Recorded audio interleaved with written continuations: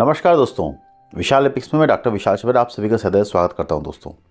दोस्तों आप जानते हैं कि जब भी भगवान श्री कृष्ण का नाम लिया जाता है तो राधा का नाम आता है। राधा का नाम राधा कृष्ण पहले आता है। राधा अपने आप में ही एक बहुत महान हस्ती थी। आप जानते हैं कि भगवान श्री कृष्ण जो थे राधा के बगैर अधूरे थे, इसलिए प्रेम की एक पराकाष्ठा हमें हमारे सनातन में देखने को मिलती है। प्रेम का एक बहुत भव्य रूप हमको देखने को मिलता है श्री राधा के विषय में।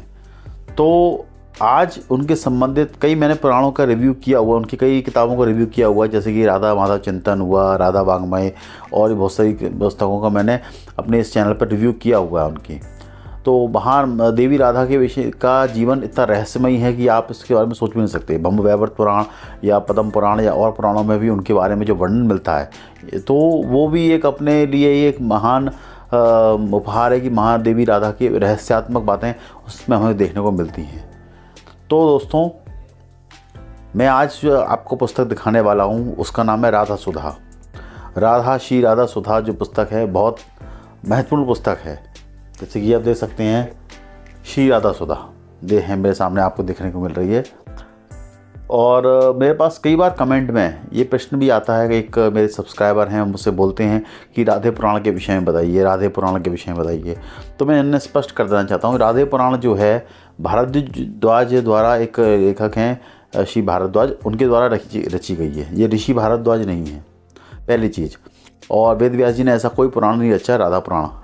जैसे कि अपने स्कंद पुराण में से रेवाखंड यानी नर्मदा को अलग किया गया है, ऐसी ब्रह्म वैवर्त पुराण के पुराणों से संस्करण लेकर के इस पुराण को बनाया गया है। और काफ़ी कुछ बातें उसमें राधा के विषय में दी हुई हैं। अगर वो पुस्तक कभी उपलब्ध होगी तो मैं ज़रूर आपको उसका रिव्यू करा दूंगा, लेकिन और राधा पुराण के विषय में कहीं कोई वर्णन मिलता नहीं है।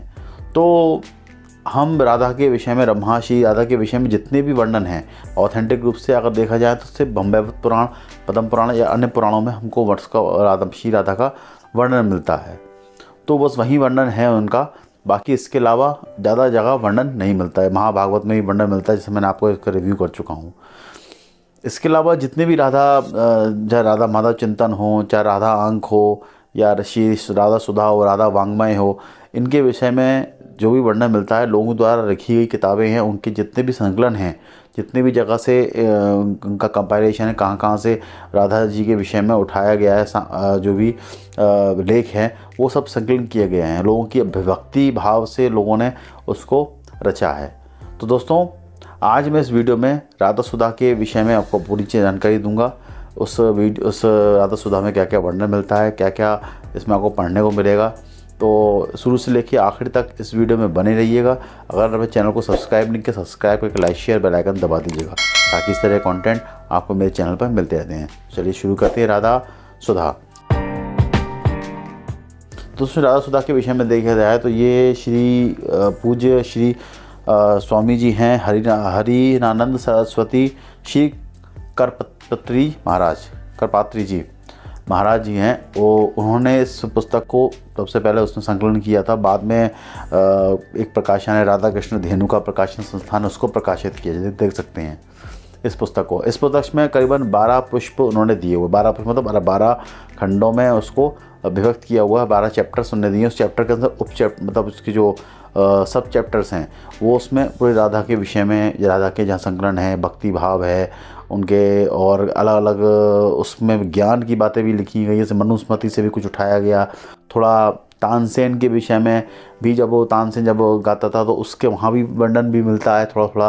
तो ऐसे कई चीज़ों के राधा के विषय में कोई भी चीज़ बताई है, कोई भगवान श्री राधा और कृष्ण का प्रेम जो दिखाया गया है उस प्रेम से संबंधित फिर उसके बाद में कोई तर्क एक अपने सनातन संस्कृति से उठा करके उसमें रखा गया है। तो इस पुस्तक में आपको ये बहुत सारी चीज़ें देखने को मिलेंगी। प्रेम, भक्ति, पराकाष्ठा, साधना, राधा माँ की साधना, और उसमें जितने भी आपके जो उनके रास लीलाएँ हैं वो अब देखने को मिलेगी। उसका भी एक चित्रण जो है सनातन संस्कृति के आधार पर बहुत अच्छा चित्रण करने की कोशिश की गई है। तो काफ़ी रसात्मक ये अपना पुस्तक है। तो दोस्तों इस पुस्तक में ये सब चीज़ें बहुत अच्छे से डिफ़ाइन की गई हैं। और इन कल्पत्री महाराज जी द्वारा कई ग्रंथों का भी लिखा गया है। जैसे कल्पत्री महाराज जी जो थे उन्होंने इन्होंने वेदांत की परिभाषा भी दी, किताबें भी लिखी हैं। शुक्ल यजुर्वेद की संहिता भी लिखी हुई है। रामायण मीमांसा, भक्ति सुधा, भागवत सुधा और श्री सुधा, ये बहुत बड़े आचार्य थे जो भागवत आचार्य थे और उन्होंने बहुत सारी चीज़ें लिखी हुई हैं। काफ़ी प्रसिद्ध नाम है इनका। तो उनकी द्वारा रचना की हुई को संकलन किया गया है। अब देखा जाए दोस्तों, देखो ये पुस्तक जो श्री कृष्ण और जो भागवत में रुचि रखते हैं, जो वहाँ देवी राधा के विषय में रुचि रखते हैं, उनकी किताबों को पढ़ने में रुचि रखते हैं, उनको इस किताब पुस्तक में बहुत आनंद आने वाला है। उनको आनंद आएगा, पढ़ने में समझ में आएगी, काफ़ी कुछ ज्ञान की बातें इसमें मिलेंगी देखने को। और इसके अलावा जो भी मैं कहता हूँ, जितने लोग राधा माता देवी राधा के विषय में यानी ब्रज से जिनका लगाव है, जिनका श्री कृष्ण से लगाव है, उनको ये पुस्तक पढ़ने में बहुत ज़्यादा आनंद आने वाला है, बहुत आनंद आएगा। तो उस पुस्तक को पढ़ सकते हैं वो लोग। इसके अलावा जो राधा देवी राधा के विषय में भागवत जिनको सुनने में बहुत आनंद आता है, तो उनको इस पुस्तक को पढ़ने में बहुत आनंद आने वाला है। तो चलिए हम अब डिस्प्ले पे जाकर के इस पुस्तक को दिखाते हैं, इसमें क्या क्या वर्णन मिलता है, इसके विषय में बताते हैं कि इसमें क्या किस तरह से कोई चीज़ वर्णन दी है, किस तरह से लेख लिखे हुए हैं। तो ये हम आपको डिस्प्ले पे दिखाएंगे, तो आप इस पूरे वीडियो में बने रहिएगा। और अब चलिए डिस्प्ले पे चलते हैं। दोस्तों ये देखिए, श्री राधे कल्पत्री महाराज जैसे कि द्वारा लिखा गया है। अब हम इसके रेट के विषय में बताएं, कितने की किताब पुस्तक पड़ती है ये देखो दोस्तों, हमको 135 रुपये की ये पुस्तक पड़ती है। देखिए लिखा हुआ है पुस्तकालय, इसका पुस्तक प्राप्ति स्थान कहाँ से मिलती है किताब, इसके बारे में एड्रेस यहाँ प्रॉपर दिया हुआ है। ये इनके जो इस प्रकाशक की किताबें आती हैं, कोलकाता में, आपके वाराणसी में, वृंदावन मथुरा में भी इनका एक प्रकाशक है।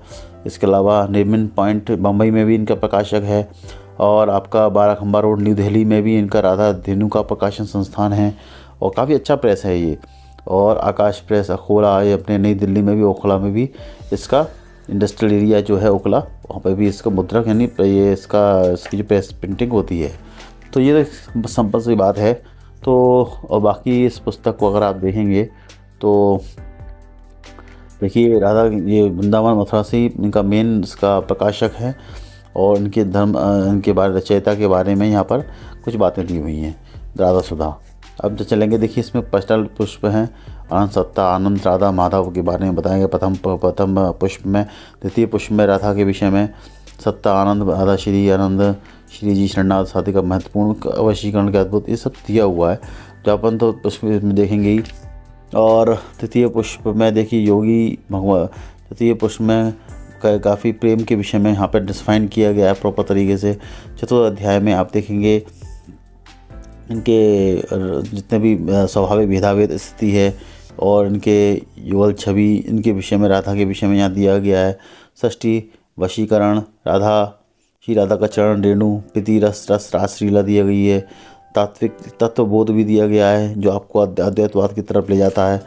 फिर इसके बाद अष्टम में वेद ब्रह्म में चित्त का आनंद, इसमें हर जगह जगह राधा का कहाँ वेदों से, वेदांत से क्या संबंध है और कैसे उन्होंने ज्ञान को इन लीलाओं के माध्यम से दिया है, इसके विषय में यहाँ पे वर्णन मिलता है। जो आप देख सकते हैं इसके ऊपर काफ़ी कुछ दिया हुआ है। दशम पुष्प, इसके एकादश पुष्प और आपके द्वादश यानी 12 पुष्प इसमें दिए हुए हैं। ये देखिए, ये हैं स्वामी श्री पूज्य स्वामी कल्पत्री महाराज जी। ये इन्होंने इस चीज़ को परमहंस स्वरूप इन्होंने इसको रचा है। बाकी इस पुस्तक में बहुत सारी चीज़ें यहाँ देखी है। परम वैराग्य दिशा में वृंदावन धाम जाके पहुँच के आया, मिर्ज़ापुर धर्मशाला में भागवत की रास पंचाध्यायी के प्रवचन करना आरंभ कर दिया। यद्यपि इस वृंदावन की जनसंख्या आज की अपेक्षा थोड़ी सी है। मिर्ज़ापुर धर्मशाला वाले एकांत स्थान में जाकर श्रोताओं के दिन प्रतिदिन भीड़ होने लगी और आप प्रवचन की शैली में बहुत सुंदर श्रोता सुनकर मुग्ध हो जाते थे। तो ये जो जब भी भागवत गाते थे तो लोग मुग्ध हो जाते थे, इतना तत्व इन आचार्य में था। अब इसके बाद में आपके देखा जाए इनके विषय में यहाँ पे कुछ बातें दी हुई हैं जो आप पढ़ सकते हैं डिस्प्ले पर। और फिर इसके इनके बारे में लिखने के बाद अब आते हैं इनके पुष्प की कौन सी स्थिति में क्या क्या वर्णन है। हर पुष्प का अपना ग्रंथ का परिचय दिया हुआ है। तो धर्म सम्राट पूज्यपति स्वामी कल्पत्री महाराज ने कैसे इस रस को राधा वांग्मय रस को बनाया है, सुधा रस कैसे बनाया है। इसके विषय में दिया है। द्वितीय पटल में कुछ बातें दी हैं। तृतीय पटल में कौन कौन से श्रृंगार रस दिए हैं इसके विषय में यहाँ दिया गया है। चौथे रस में आप देखेंगे तो माँ देवी राधा के विषय में यहाँ वर्णन मिलता है। पंचम रस, षष्ठम रस आप देखेंगे तो इसमें जो बातें दी हुई हैं शॉर्ट में आप पढ़ सकते हैं इस पुस्तक को। इसको आप वीडियो को रोक के आप इस विषय में प्रॉपर पढ़ सकते हैं। सप्तम रस आपके 8वां रस में जो बातें दी हुई हैं प्रॉपर दी हुई हैं, आप इसको भी पढ़ सकते हैं।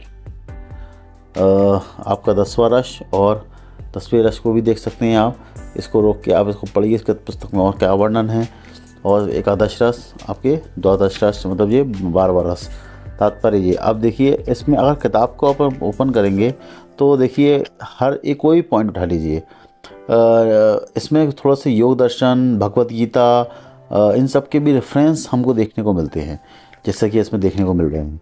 आप कृष्णामृत से ये अपन को ये उठाया गया, ये श्लोक उठाया गया, मतलब ये प्रॉपर तरीके से जो रस है, अगर रस की बात श्रृंगार रस, राज श्रृंगार रस की बात की जाती है तो देखिए अलग अलग जगह से, भागवत से, ब्रह्म बामन पुराण से, भागवत से, ऐसे कई तरह के सूत्र उठाए गए। मैंने बताया था कि इसमें तानसेन का वर्णन मिलता है। तानसेन की कोई बात उठाई गई है तो उसको यहाँ पे प्रॉपर दिया गया। देखिए ब्रह्मवैवर्त पुराण से भी यहाँ पर कंपैरिजन उठाया गया, कोई ना कोई रस, कोई ना कोई इसमें से उठाया गया जो भगवान श्री कृष्ण को प्रतिपादित करता है। मतलब अगर देखा जाए तो केवल किताब नहीं लिखी है इन्होंने, इस पुस्तक को उन्होंने अलग अलग जगह से उन्होंने कंपैरिजन लेके पूरा हर चीज़ के रेफरेंस दिए हैं कि जो भी रासलीला या भगवान श्री कृष्ण की सुधा और देवी राधा का जो चित्रण किया गया है वो बिल्कुल हमारे सनातन संस्कृति से उठाए गए श्लोकों को उठाएंगे तो वो उससे मैच खाते हैं। जैसे वाल्मीकि रामायण से भी यहाँ पर इन्होंने रेफरेंस उठाए गए हैं, जैसे कि देख सकते हैं रामचरितमानस से भी इस रेफरेंस उठाए हैं।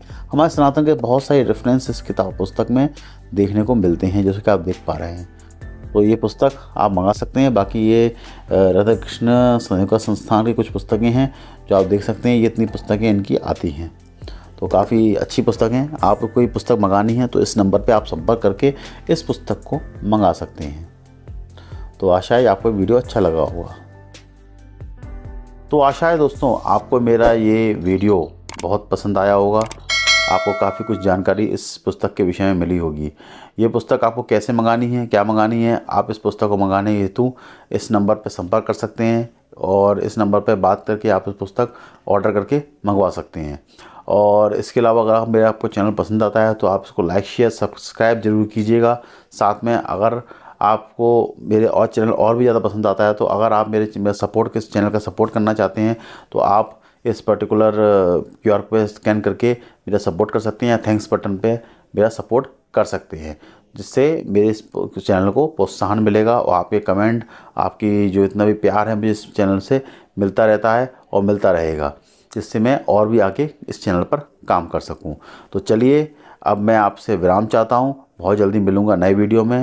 अब तब तक के लिए मुझे आज्ञा दीजिए दोस्तों। जय हिंद, जय श्री राधे।